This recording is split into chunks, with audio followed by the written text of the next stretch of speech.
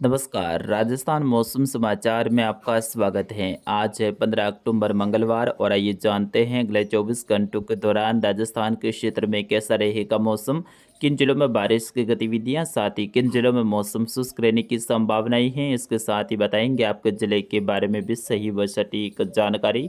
तो आप सभी साथियों से विनती रहेगी वीडियो को अंत तक देखिएगा, वीडियो को लाइक और चैनल को सब्सक्राइब जरूर कर दीजिएगा।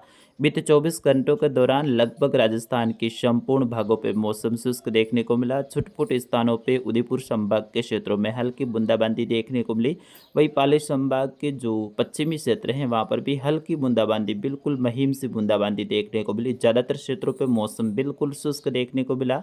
आगामी 24 घंटों के दौरान भी राजस्थान के अधिकतर क्षेत्रों पर मौसम शुष्क देखने को मिलेगा, लेकिन दक्षिण पश्चिमी कुछ मध्य राजस्थान के क्षेत्रों में हल्की खंड बारिश की गतिविधियां होने की संभावनाएं बन रही हैं। उनके बारे में भी सही व सटीक जानकारी देंगे।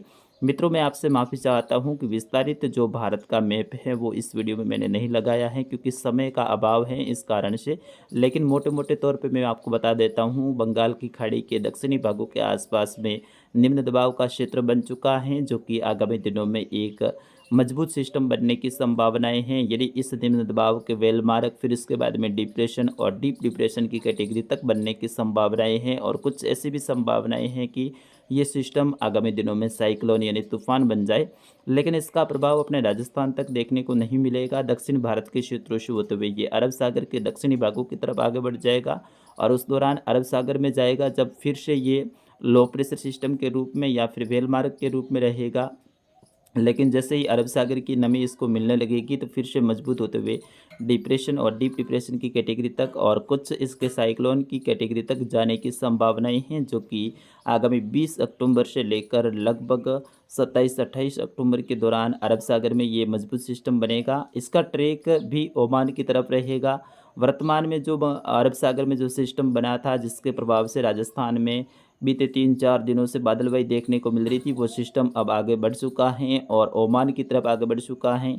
इसका प्रभाव लगभग आज से राजस्थान से समाप्त हो जाएगा, और राजस्थान में कुछ ज़िलों में जो बादलवाई देखने को मिलेगी, लेकिन कोई विशेष बारिश की संभावनाएं नहीं है। अगले 24 घंटों के दौरान जो मैंने लाल कलर में 2 घेरे दर्शाए हैं आपकी स्क्रीन पे, यहाँ पर जरूर नए बादलों का निर्माण होगा, और कुछ स्थानों पे चुटपुट बारिश की गतिविधियाँ विशेष तौर पे आज दोपहर के बाद में और रात्रि के समय, शाम के समय कुछ बिजली की चमक, मेघ गर्जना की गतिविधियाँ देखने को मिल सकती हैं, जिसमें दक्षिण पश्चिमी बाड़मेर से लेकर कुछ सांचौर, सिरोही के जो क्षेत्र हैं यहाँ पर बादलों का निर्माण ही होगा। ज़्यादातर क्षेत्रों पे मौसम बिल्कुल शुष्क रहेगा। किसान भाई कृषि कार्य यहाँ पर कर सकते हैं, लेकिन दोपहर के आसपास से लेकर दोपहर के बाद तक बादल जरूर बनेंगे, और ये बादल हैं, इनसे किसान भाइयों को डरने की कोई ज़रूरत नहीं है। शाम के समय जरूर गुजरात से सटे हुए क्षेत्र और गुजरात के जो डीसा, धानेरा, थराद, पालनपुर, महेसाणा, इनके आसपास के क्षेत्र हैं, वहाँ पर मेघ गर्जना की गतिविधियाँ होगी, तो वहाँ की जो बिजली की चमक है राजस्थान तक दिखाई देगी, लेकिन इनसे कोई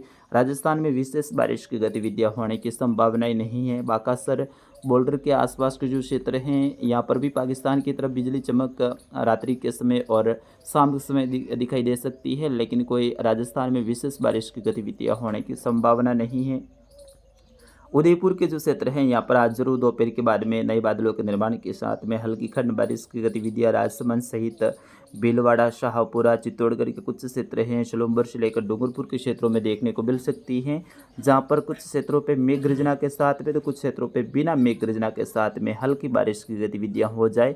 बाकी राजस्थान के संपूर्ण क्षेत्रों पर मौसम शुष्क देखने को मिलेगा। दोपहर के बाद में जैसलमेर से लेकर बाड़मेर, बालोतरा, जालौर, सांचौर, जोधपुर, जो नागौर के क्षेत्र हैं, पाली से लेकर सिरोही के क्षेत्र हैं, यहाँ पर नए बादलों का निर्माण, खंडित अवस्था में बादल जरूर देखने को मिलेंगे, लेकिन इन बादलों से कोई विशेष बारिश की गतिविधियाँ होने की संभावनाएं नहीं है। जरूर 1-2 गांवों में संघनित बादल हैं, कुछ बरस सकते हैं, लेकिन ज़्यादातर क्षेत्रों पर मौसम शुष्क रहने की संभावनाएं हैं। किसान भाई कृषि कार्य कर सकते हैं। ऐसी ही गतिविधियां आज जयपुर और भरतपुर संभाग में देखने को मिलेगी। पूर्णतः मौसम शुष्क रहेगा। दोपहर के आसपास में बादल जरूर बनेंगे, लेकिन कोई डरने की जरूरत नहीं है। किसान भाई कृषि कार्य जारी रख सकते हैं। झुंझुनू से लेकर सीकर, डीडवाना, जयपुर से लेकर कोटपुतली, खेरतल, तिजारा, डींग से लेकर भरतपुर, धौलपुर, करौली, गंगापुर सिटी, दौसा, टोंक, सवाई माधोपुर, अजमेर, केकड़ी, ब्यावर, कोटाबंदी, बारा, झालावाड़ के अधिकतर क्षेत्रों पर मौसम शुष्क देखने को मिलेगा। नागौर से लेकर फलौदी, जोधपुर के क्षेत्रों में जरूर बादल बनेंगे, लेकिन बारिश की कोई विशेष संभावना नहीं है। इक्का दुक्का गाँवों के दायरे में जरूर हल्के बादल भारी हो सकते हैं और ऐसे में चुटपुरे स्थानों पर हल्की बूंदाबांदी हो सकती है। वहीं बीकानेर से लेकर अनूपगढ़, गंगानगर, हनुमानगढ़, चूरू, सीकर, झुंझुनू के ज़्यादातर क्षेत्रों पर मौसम शुष्क देखने को मिलेगा। आगामी दिनों में यहाँ पर एक पश्चिमी विक्षोभ की संभावना है, उसके कारण से हल्की खंड बारिश की गतिविधियाँ गंगानगर, अनूपगढ़, बीकानेर और हनुमानगढ़ के क्षेत्रों में देखने को मिल सकती हैं 22 से लेकर 25 अक्टूबर के आसपास में।